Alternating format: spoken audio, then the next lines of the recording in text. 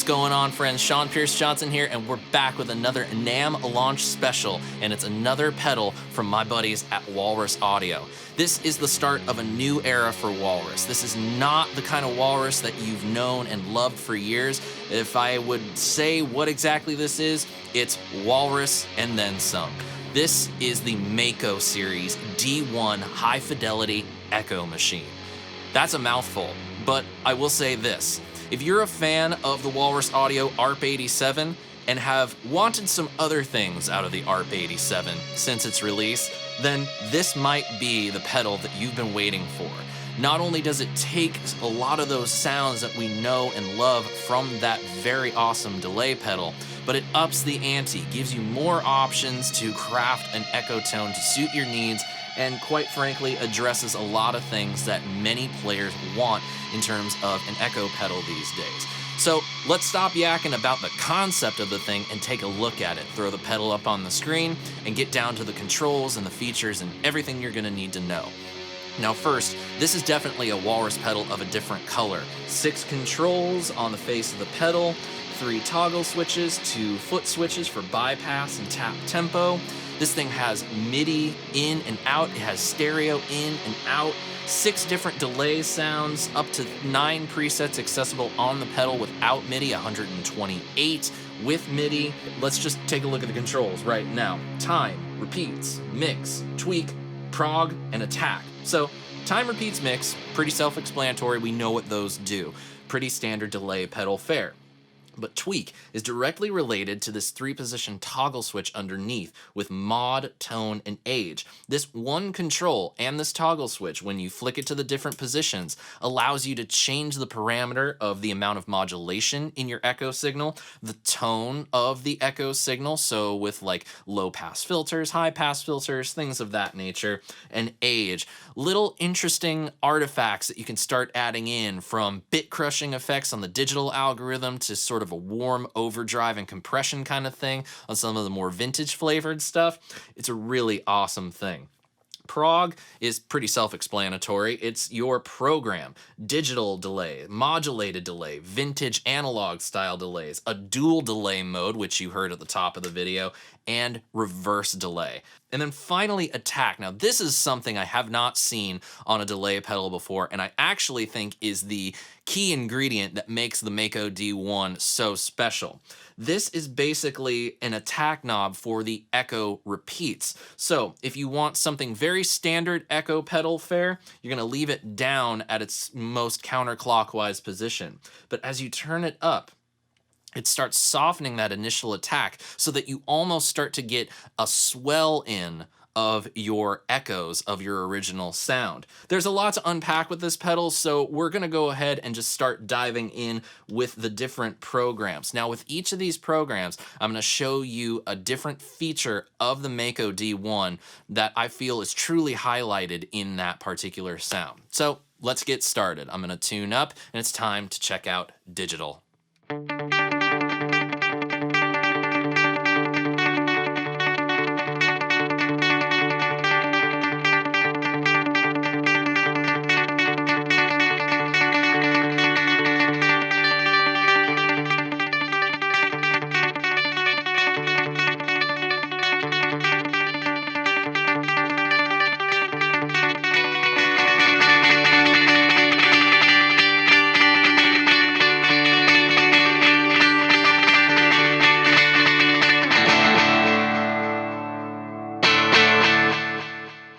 Digital is a very classic digital delay. Not much different than what we all know and love from all the other classic digital delay units that have been out there.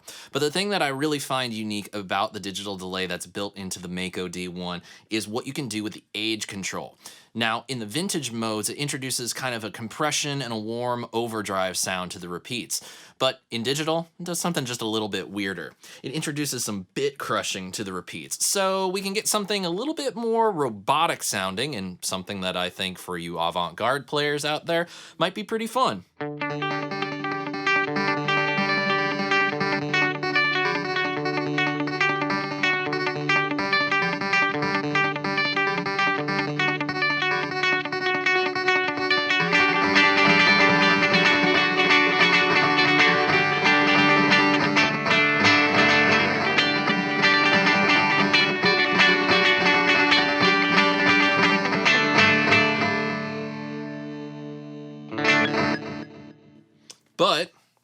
I'm gonna go ahead and turn up the repeats.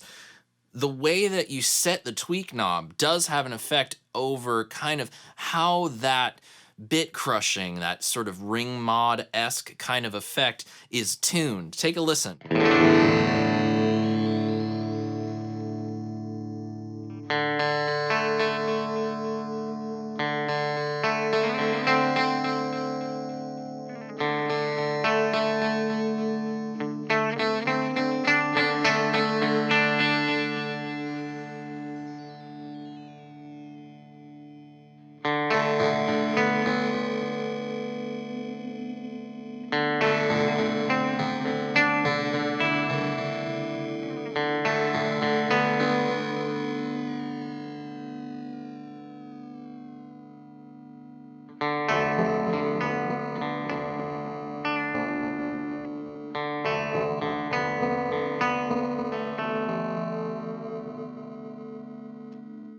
I wonder what that would sound like with some fuzz.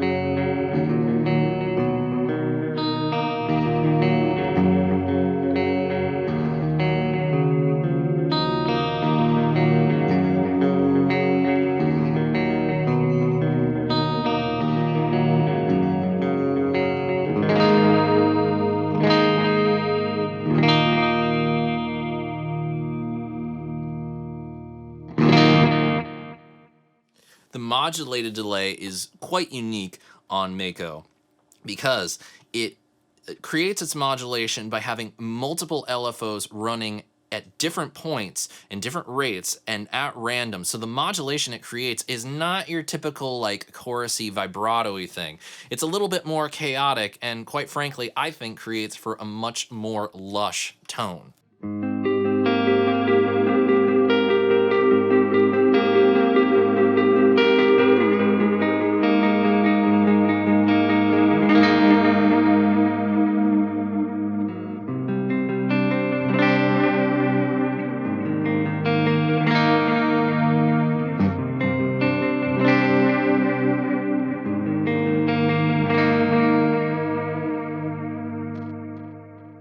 And you can hear sometimes it's a very normal kind of chorusing waveform, but then every once in a while, just a little bit more of a uptick and more of a downslope. And it just kind of creates these weird, it's sometimes chorus, it's sometimes vibrato, sometimes it feels like flange, and man, it's just all kinds of great.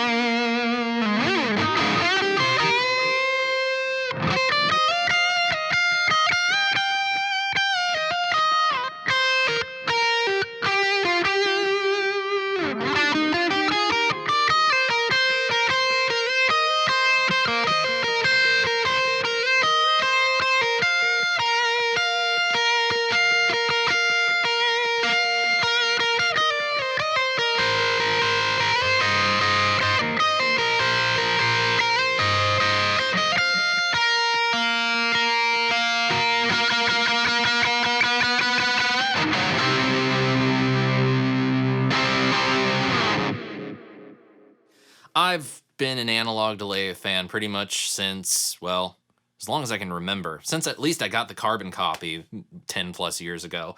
And it really has been the delay sound that I always go to first whenever I need an echo sound. Something that really sits well with the guitar, is slightly dark, and definitely works well with some distortion on the guitar. And I do that because those repeats, being slightly dark, don't have a lot of the treble content that you get from a more high fidelity echo, even though this is a high fidelity echo machine. That treble content kind of gets in the way of the initial attack of the note, not your echo, but of your original dry signal. And thanks to the Mako D1, we have a way to darken the sound of the analog delay further so that we can get brighter sounding echo tones from an analog style echo, or we can really make them dark and murky. It just kind of depends on whatever the situation calls for. And we do that with the tone knob. But this is also a good place to show you what happens with the more vintage styled echoes, which obviously we're on the vintage mode, with the age control, because that comes in handy as well. Now with the tone, I have it set right here at about, I'd say that's 11 o'clock. But if you turn it up all the way, it's kind of like it's full on brightness. I'll go ahead and turn up the mix so that you can really hear it.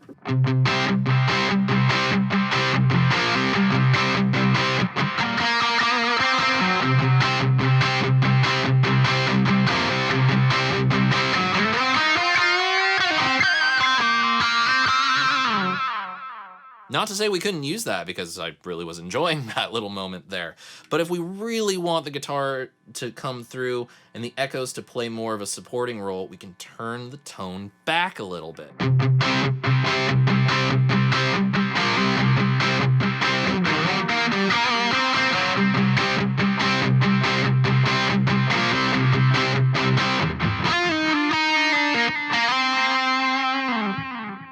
Turning it back further, there's 12 o'clock.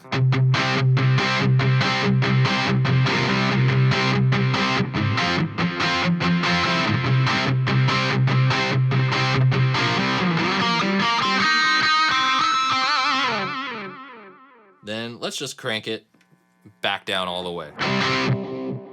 Wow. It's almost lo-fi now.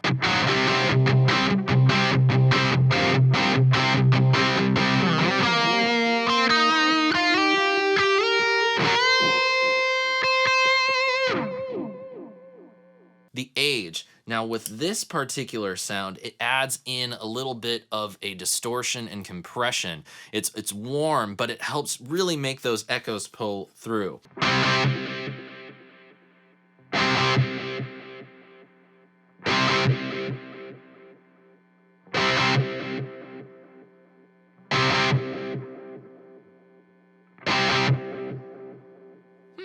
Interesting.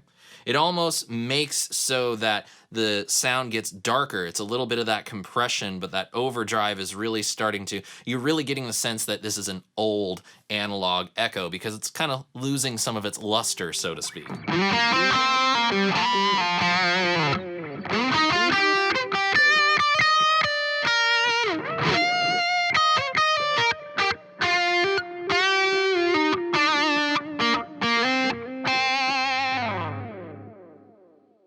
Very cool. But, you know, if you want something that works better with a clean tone,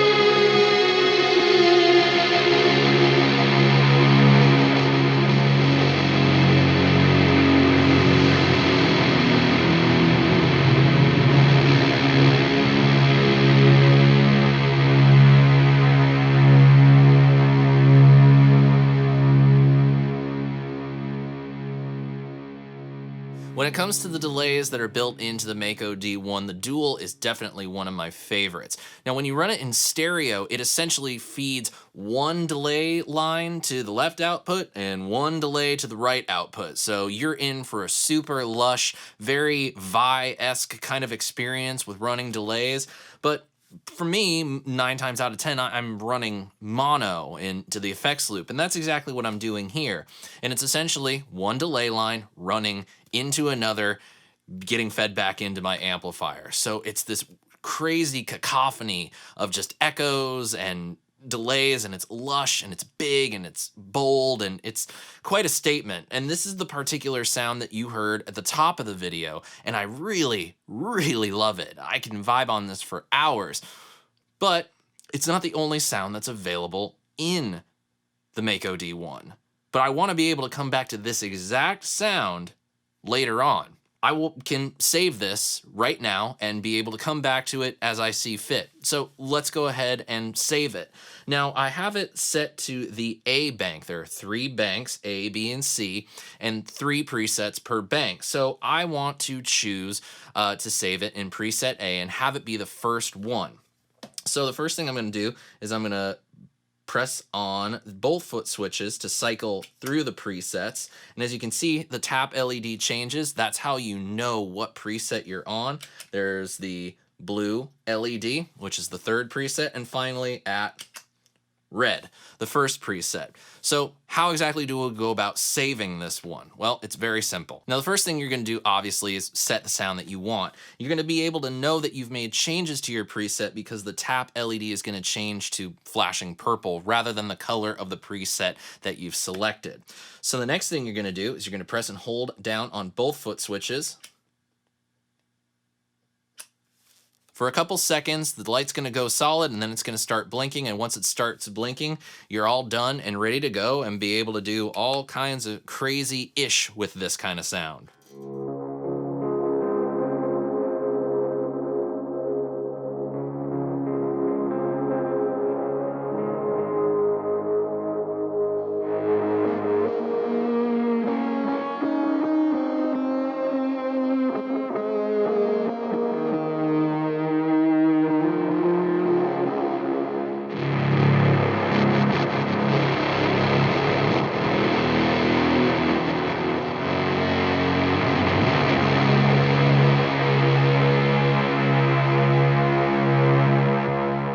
Dual delay is also a cool place to show you what the attack control can do, because a lot of that sound that I've just saved as a preset is fully dependent on using that attack knob. So I'll go ahead and turn it all the way down, and we'll use that same preset sound, but you'll see how turning that attack down completely changes up the way that it behaves.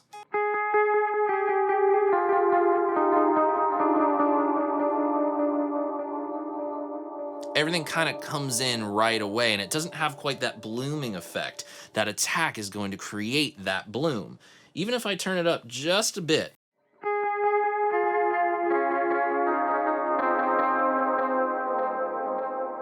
you can hear that my initial pick attack is just ever so slightly softened.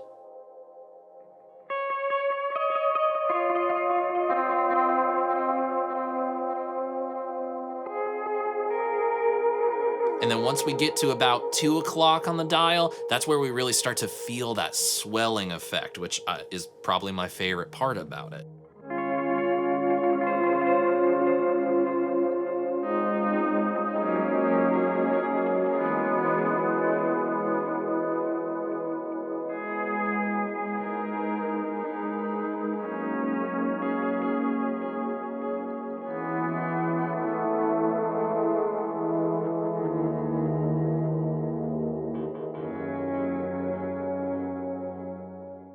It's such a cool thing to be able to have the ability to so easily have a multi-delay sound. You don't really have to think about it. It's all set there for you right in the Mako.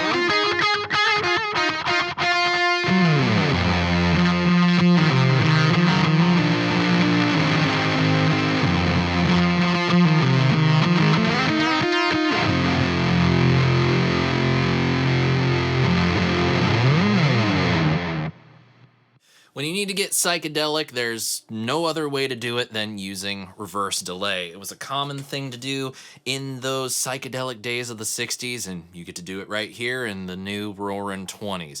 And it's a lot of fun. And it's one of those things that it's good to have it here because not a whole lot of people use it.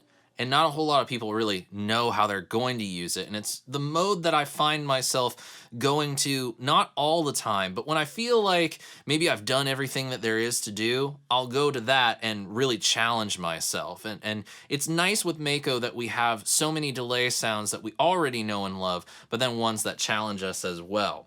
So let's go for something a little bit weirder.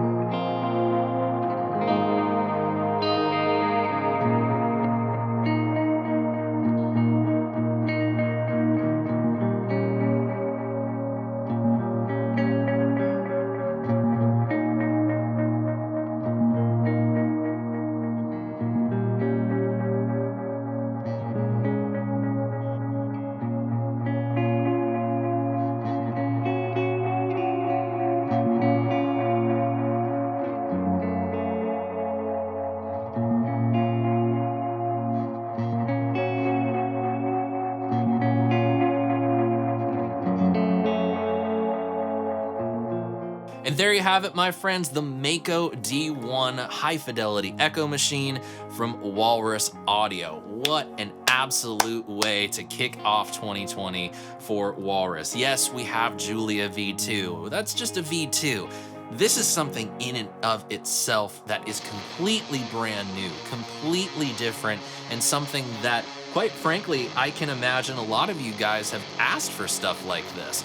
But the fact that Walrus has taken some of those suggestions, taken some of those ideas that maybe you've asked for, and created this, and it's gonna be a series and not just a one-off thing, this is a really promising step forward and one that I am looking very much forward to seeing how it carries out into the future.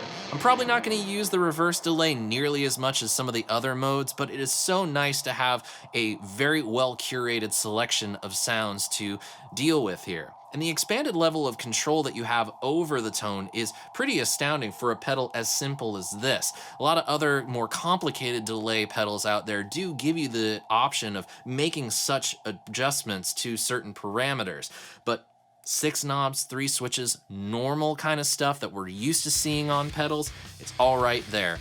I didn't have much of a learning curve with this one. It was pretty much spend about 4 hours with this thing to really get my feet wet with everything, and boom, I was ready to go and having a good time.